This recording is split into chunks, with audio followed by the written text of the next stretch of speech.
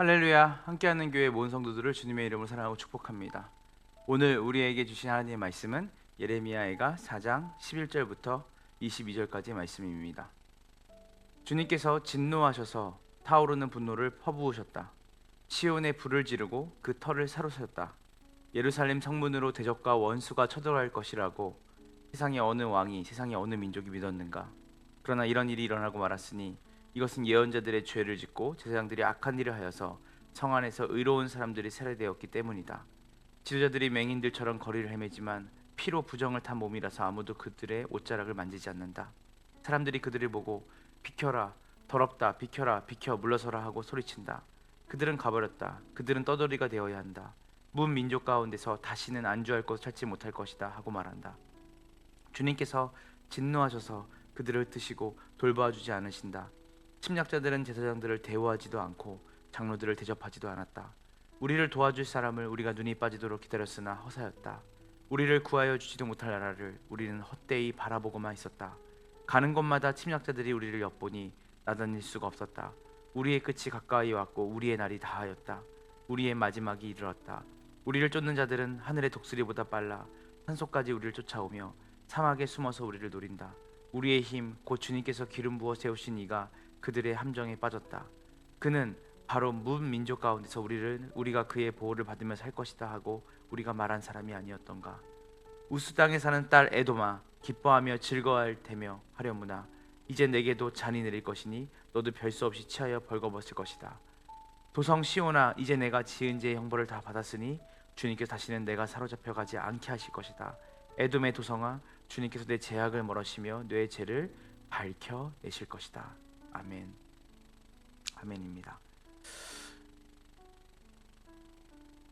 오늘 본문의 말씀을 통해서 우리는 예루살렘이 바벨론에 의해 멸망한 후에 선지자 예레미야가 그 비극적인 상황을 바라보며 그 슬픔을 토해내는 그 장면들을 계속해서 바라보고 있습니다. 어떻게 이렇게 이스라엘이 이런 비참한 상황까지 몰렸을까요? 그들이 정치적으로, 사회적으로, 어쩌면 그들이 지혜가 부족하고 경험이 부족해서 이런 일이 있었을까요? 아닙니다. 본문은 죄로 인해서 그들이 종교 지도자들과 정치 지도자들로 대표한 이스라엘 전체가 하나님을 떠난 그 죄로 인해서 심판이 그들에게 임했다고 합니다. 우리는 때로는 이 땅에 살아가면서 우리의 삶에 하나님보다 더 귀하게 여기고 우리의 삶에 하나님보다 더 우선시 여기는 가치를 가지고 살아갈 때가 얼마나 많습니까? 응당 이스라엘은 하나님의 택한 백성으로서 하나님을 왕으로 또한 하나님의 뜻을 따라 살아가는 것이 그들에게 가장 큰 기쁨이요 만족이며 그들이 하나님의 보호 아래 살아가는 유일한 방법은 바로 하나님과의 사랑의 관계 안에서 그분의 말씀을 지켜 행하는 것이었습니다.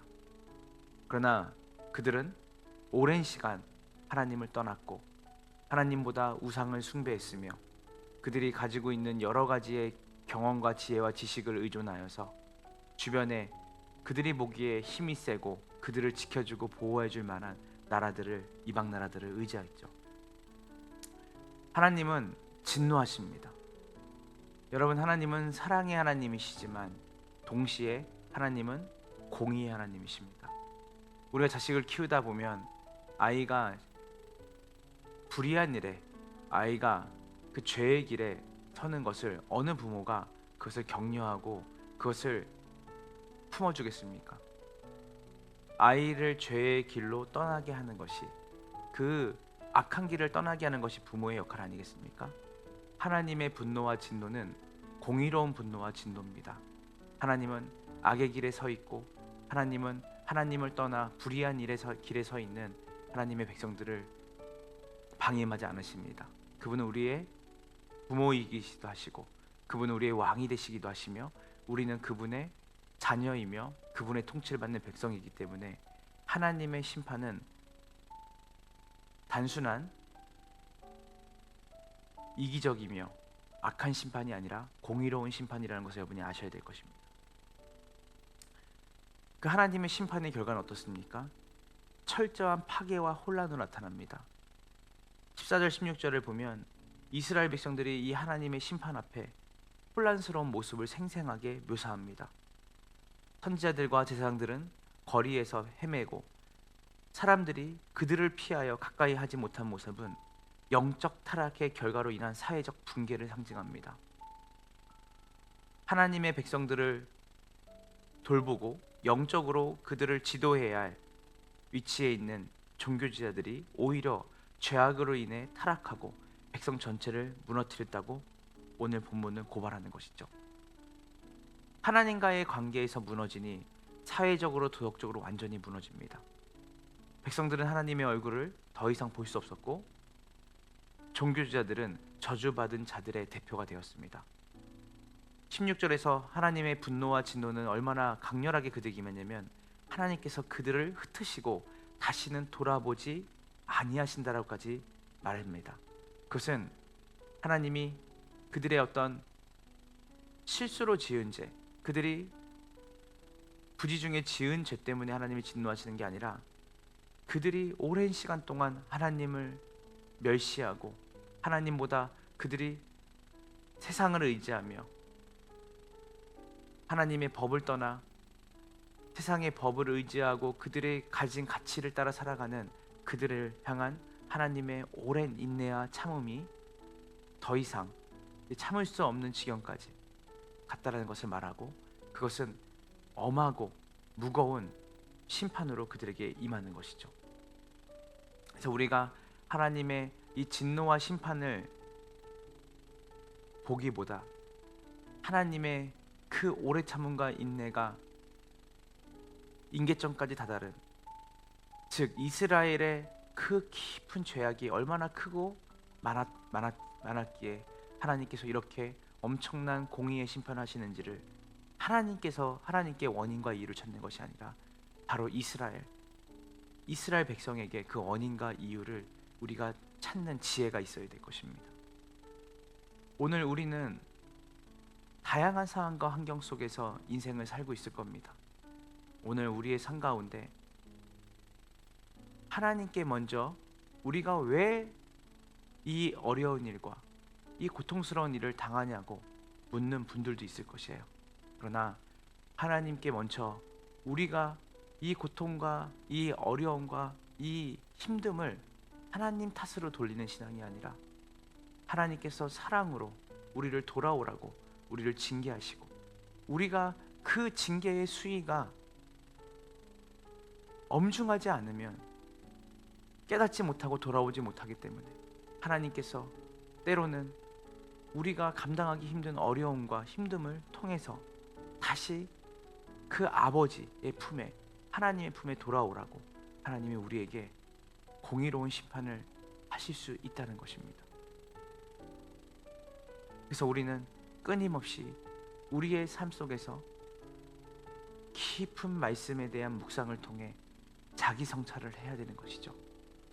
그 자기 성찰을 할 때 우리는 우리의 삶 가운데 하나님이 기뻐하시지 않는 것, 하나님께 범죄한 것들에서 돌아설 수 있는 힘이 바로 하나님의 말씀 앞에 우리가 우리의 삶을 성찰하고 하나님 말씀의 기준을 두고 우리가 우리의 삶을 돌아보는 그 일이 바로 기도요, 회개요, 말씀 묵상이라는 것입니다.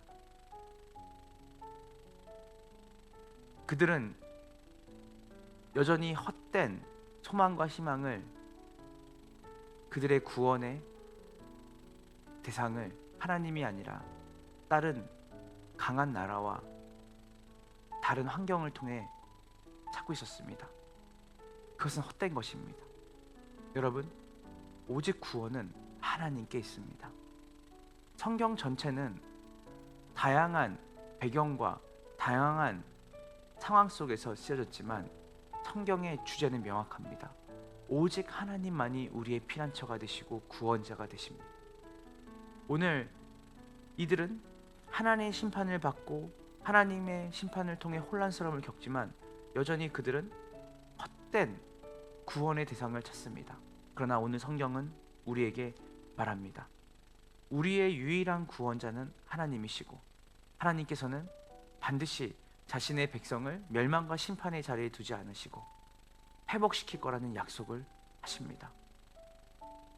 그 결과로 우리에게 오신 분이 누구시죠? 바로 예수 그리스도십니다.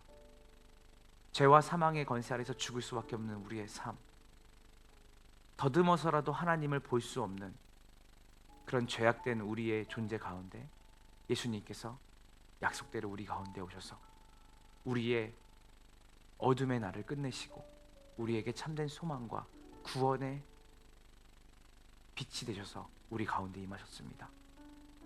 사랑하는 성도 여러분, 오늘 이스라엘 백성들의 고통과 아픔의 그 중심에는 그들의 죄악이 있었습니다. 오늘 다른 어떤 것보다 하나님과의 바른 관계를 회복하려고 여러분이 몸부림치길 소망합니다. 또한 다른 구원자, 다른 헛된 것에 우리의 지금 있는 삶의 실존의 어려움을 기대지 말고 오직 우리의 유일한 구원자 되신 예수 그리스도, 그 하나님을 붙잡고 우리의 삶의 모든 어려움을 예수 그리스도의 사랑과 그 예수 그리스도의 위로와 그분이 우리와 함께 하심으로 우리를 도우시고 구원하시는 그분의 손길을 이 복된 날 여러분이 충만하게 누리기를 주님의 이름으로 축원합니다. 함께 기도하겠습니다. 하나님 감사합니다. 오늘 예레미야 애가 4장 11절부터 22절의 말씀을 통하여서 하나님 우리의 삶에 다시 한번 우리와 하나님과의 관계를 생각해 봅니다. 어쩌면 우리가 이스라엘 백성과 그 이스라엘 백성들을 대표하는 종교지자들이 하나님을 따라 살아야 되고 하나님의 말씀 가운데 거하고 하나님만을 구원자로 하나님만을 왕으로 모시며 살아가야 되는 그들의 삶인데 하나님 그들이 그 삶에서 벗어나 하나님을 떠난 그 결과 하나님의 무서운 진노와 하나님의 무서운 심판이 이들에게 임했다고 말합니다. 하나님 우리의 삶 가운데 다른 어떤 것보다 하나님과의 바른 관계의 회복을 우리가 우선시하고 오늘 하루 동안 그 하나님과의 관계에서 떠난 죄악된 길이 있다면 다시 한번 우리를 위해 십자가에 달려 죽으신 예수 그리스도의 그 은혜에 힘입어 하나님과의 바른 관계를 회복하는 우리 복된 함께하는 교회 성도들 되게 하여 주시옵시고 이들에게 오직 유일한 소망이 하나님이 되시는 또 그리고 하나님이 되는 것을 누리고 기뻐하며 감사하는 우리 검단 함께하는 교회 모든 성도들이 되기를 주님 기도하며 간구하며 우리 구주 예수님의 이름으로 기도합니다.